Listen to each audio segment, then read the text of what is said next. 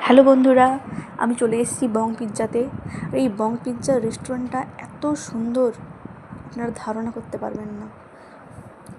দেখতে পেয়েছেন কি সুন্দর সাজানো গোছানো, যেন এক রাজবাড়ির আদলে সাজানো। চারিদিকে রাজা মহারাজার মতন ছবি দেওয়া আছে, খুব সুন্দর, এত সুন্দর।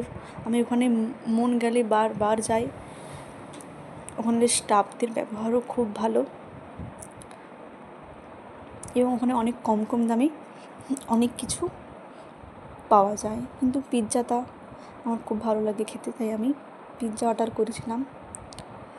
একটা পিৎজাই অনেকটাই বড়, 3-4 জন মিলে খাওয়া যাবে, তো একটা পিৎজাই অর্ডার করেছিলাম।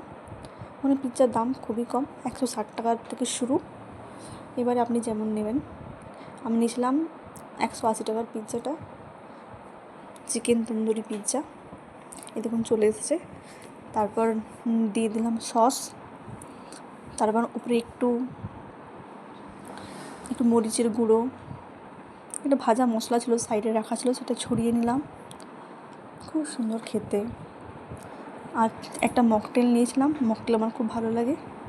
তারপরে এই দেখুন পিৎজা খাচ্ছি। পিৎজা আমার খেতে সত্যিই খুব ভালো লাগে। তারপর খেলাম, এনজয় করলাম,